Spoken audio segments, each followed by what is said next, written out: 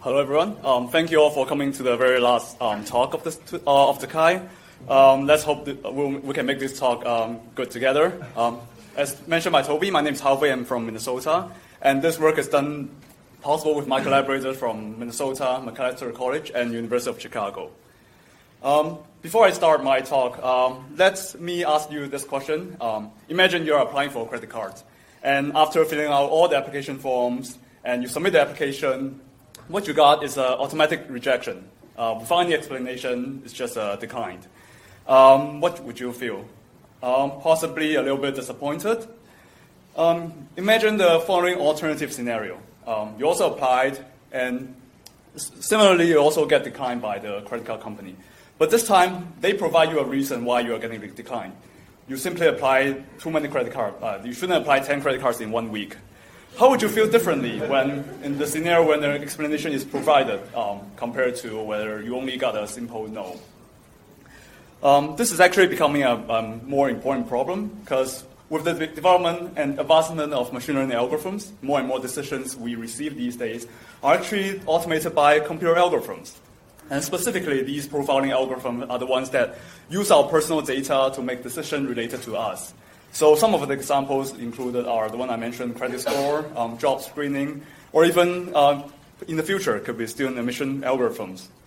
And you might also have heard some recent news about the use of these profiling algorithms, and some of them are not so positive news. And the challenge is because many of the machine learning algorithm does not inherently provide an explanation, which means when users know the decisions, they do not understand why the algorithm make that decisions and not the other ones. They also do not understand why in some scenario the algorithm fails, or simply put, how the input or how the features considered by the algorithm will affect the final decision or the predictions. And you might also want to ask, but why is explanation matters? Why are they so important? Prior researchers have found out that when algorithm was made to make managerial decisions, user can have more negative emotions for some decisions that are related to human skills. And some other researchers also found out that when the decision is unexpected from the users, people simply trust the algorithm less, unless the explanation is provided. On the other hand, if explanations of the algorithm was provided, it also allows users to check for the fairness and to check for the if the decision is made correctly more easily. And it doesn't only affect users' perception of the algorithm. In fact, explanation is actually a legal right to the users. The Europeans has established this general data protection regulation, which states that a simple explanation and a meaningful explanation should be provided to you when the algorithm is used to make decisions regarding to the person, and also like how the information was used. Although this is a good direction towards the problem, it's not a perfect solution. You might be familiar with all these screens that asking you if you consent with the policy, and you might also want to click more to see how the explanation currently provided on how the data is being used or how the algorithm is making the prediction. And what you are provided are these long wall of text, which are, first of all, boring, and then also not exactly so simple to understand, especially with users that have no understanding of computer or algorithms in general. And therefore, that leads us to the goal of our work. Our motivation is to find out what are the user interface, what are the explanation strategies that can help these non-expert users, that include all of us, to understand algorithmic decision making. So we run experiments and we look into two different explanation strategies. The first one is whether the explanation is white box or black box explanation. Simply put, the differences is whether the inner working of the model is shown to the users or not. So in the analogy, at the top we can see a version of a black box model where the users do not see how the algorithm actually works, but they gain understanding through comparing the input related to the output of the algorithm output. At the bottom we can see a version of the white box interface. In addition to knowing the input, how the input affects the output, the users can also see the inner workings and how the algorithm consider each of the attributes. The second dimension that we would like to study is between interactive versus static explanation. This is simply operationalized by if the users can explore the explanation or the tools freely. One of the ways to achieve this is if the users can adjust the input provided to the algorithm, and if the explanation can be updated based on the user's interactions. So to summarize, what we want to do is to systematically compare the effectiveness between white box and black box explanation and static versus interactive. And in addition, other than wanting to know the effectiveness and the trade-off of these strategies, we also want to know if the explanation actually would affect users' trust. How would users interact, or how would the user's perception of the algorithm changes when their understanding to the algorithm changes. So let's quickly look at the methods that we use to conduct our study. To carry out with our experiment, we choose a task domain of student admission, which is one of the applications where profiling algorithm could be applied. And we also have to create our profiling algorithm. So we use a data set from a master student admission data in a public university. We manipulate some of the student profile to hide the private or sensitive information. And we train the discretized linear regressions based on the admission result. And the students are classified into 4 categories, from very likely to be rejected to be very likely to be accepted. And the area under the ROC curve of our algorithm is about 0.88. And we use this algorithm to in the rest of the experiment. Next, I'm going to talk about how we come up with the explanation interface. So we first come up with a design workshop where we invite all the relevant stakeholders of our admission scenario. So that include UI designer, people with experience with algorithmic design, faculty involved in the admission process, and also students who both include current and prospective students. And on the right side, you can see some of the intermediate, lower fidelity prototype that we come up with. We present, we tell these stakeholders the problem that we're dealing with, and then the design strategies. And these are the prototypes that they brainstorm with together. And then using these early prototype, we carry out usability studies with prospective students to gather more critique and feedback. And then this is the final interface, explanation interface that we design with. So it always consists of 2 parts. First is the user profile, which is the applicants being considered by the algorithm, and also with the decision made by the algorithm. And I'm going to walk through this part. So let's look at the user profile. So the interface always shows all the input attribute considered by the algorithm, and these attributes are the actual attribute considered in the admission process. And users can also hover on each of the attributes to get more details and explanations. And so for this example, the 3 attributes are the standard test score considered in the graduate school applications, and they can also see the corresponding values of the attributes. Next, let's take a look at how the decision was communicated to the users. So in this example, the interface shows how the algorithmic decisions are considered by the algorithm, and how each of the attributes are broken down. So the users can also see the decision boundaries considered by the model, and how important each of the weights are. So in this particular scenario, the algorithm predicts that the applicant is somewhat likely to be rejected by the school. And now we will look into how we operationalize and the different conditions. So again, the difference between black box and white box explanations are simply how the decisions are communicated. So on the left, we can see a version of the black box interface, and the interface consists of all the attributes considered by the algorithm, but the users cannot see how the inner working of the model. So they only see how the input are related to the output. And on the right side, we can see a version of our white box explanation, and we see that in addition to all the attributes, we also show users the breakdown of how the algorithm consider each of the attributes in making the final decisions. Next, we look into a difference between static and interactive explanations. And on the left, we can see users using a static explanation, which are some stratified samples of the considered by the algorithm that covers all examples. On the right, we can see a version of the interactive interface, and the users can freely interact with any of the input attributes, and then the tools will update the corresponding decisions at real time. So users can understand it through interacting with the model. So we run a 2x2 plus the control setup between subject design. The control group is simply users do not have access to any interface at all, and we recruited 200 participants from NSERC. So they complete a background survey, which tests for their demographic and technical literacy, and they were given a scenario where they used this tool to understand the emission algorithm, and we also evaluate their actual understanding to the algorithm. These are the attributes that we collect. So first is so to understand their objective understanding, we use 3 different tests. The first one is we want to eliminate users' pre-existing bias, so we simply remove the name of some attribute and ask users if they can tell what they do. Second is we ask users to compare this attribute on the same dimensions and to see. Lastly is asking users to have a holistic prediction and to see if they can tell how the algorithm will make classifications. Now I'm going to so these are the demographic of the users, and the majority of the users as expected, are non-expert and with little knowledge in algorithms.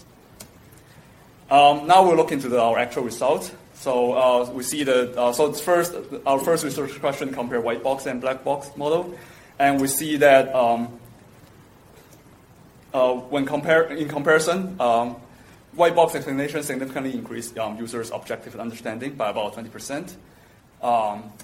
However, when we look into users self-reported their perceived understanding, we actually see there's no significant difference between the two. This might seem surprising, but we argue that by showing users a more complex model, the inner workings, they might actually think the algorithm is more complicated, so they might not think that they understand the algorithm. Lastly, we compare the time cost, and although the white box explanation slightly increased the time cost, the effect is not significant. Similarly, when we look into a second research question, we compare the effect between interactive and static interface. And we see that the interactive interface significantly increased the objective understanding by 40%, and the effect is even more significant than previously when we saw the effect of white box explanations. And this time, the interactive interface also significantly increased the user's understanding of perceived understanding. However, it does come with the trade-off of significantly require more time. User simply need more time to use their interface to gain understanding. And now so in summary, we see that the white box explanation only increased objective understanding, and then the interactive can increase both objective and self-reported understanding, and it comes with a trade-off. But now we might want to ask, so how do these explanations, how do changing understanding affect users' trust? So we asked users to report their level of trust to the use of the decision-making algorithm. And surprisingly, we see no significant difference across all experimental groups. So in other words, even if the users understand the algorithm better, they do not trust it. But why? So we collected the open-ended response to understand what might be the reason. And our data suggests that there could be a trend of algorithmic aversions.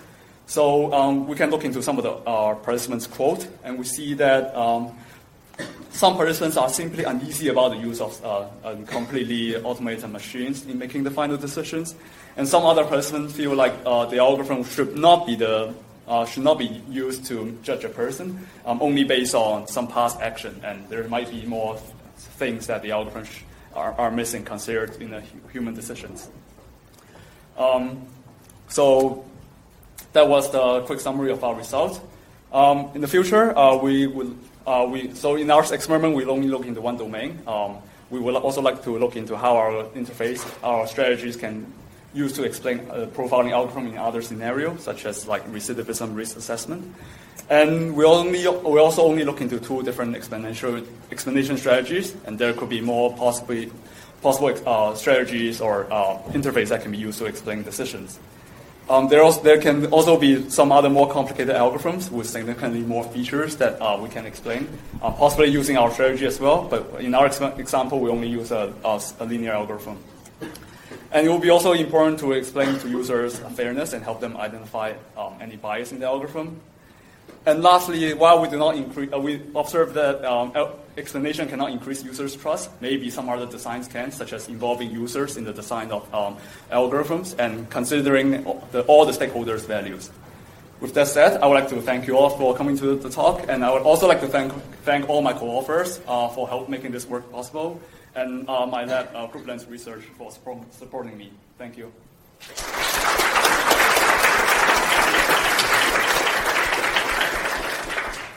Please come to the microphone if you have any question. Chu from University of Notre Dame. Very interesting work. Yeah. And very interesting use scenario in admission. I have two quick questions. The first one is, in admission, you have lots of numerical data like GRE scores, but the distribution on some course score is also very important in the admission stuff. So have you ever think about like incorporate some visual representation to show the distribution, or I don't know, the importance of the score? Yeah, and the second one is, so you develop a classifier, linear classifier, based on all the admission data. Have you how did you incorporate the personal statement or other textual-based information on the classifier? Thank you. Right. So thanks for the question. So your first question asked if showing the distribution of some of attributes related to admission would be helpful. So as I mentioned, in our visualization, we only look into like some limited dimensions. So what we come up with in our design is so whether we show the breakdown of the algorithm like between white box and black box, and we did not. So there are some additional visualization that can be used, but that's not tested in our experiment, and right now we would like to provide implications only based on the ones that we've tested. And for your second question is, we also understand that in the actual admission scenario, the attributes contain textual informations. So what we use is from our data set, it's actually based on the admission data in our university, and then some of the textual data are already converted into categorical variables. So in the cases of like letters, recommendation letters, or personal statement, they are converted into nominal variables, like from strong to weak letters. So and that's how we use after those conversions, we put them into training the algorithm. But I do agree with you that the actual algorithm we use could be is already simplified, and the real world scenario is more complicated. Thank you. Okay, I actually have a question. Thank you. So, yeah, sure. You show that the interactive process is actually pretty effective in helping users to better understand the algorithm.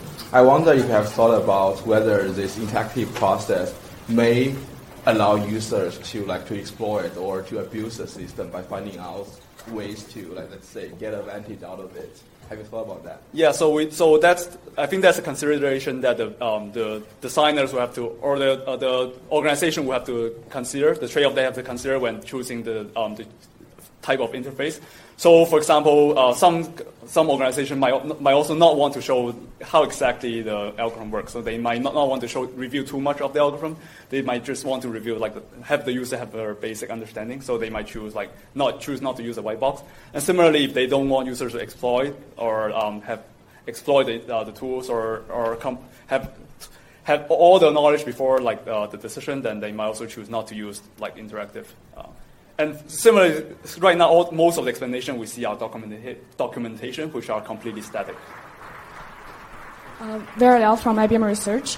So, very interesting study. I was just wondering, the role of explanation sometimes is not to increase your overall trust, but is to help you know when to trust and when not to trust.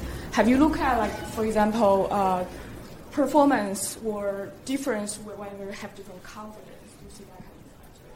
So that's one area we have not looked into. So, right now, since all participants are exposed to the same algorithm, and we did not measure their level of confidence. Your predictions confidence. Yeah. So So the same algorithm is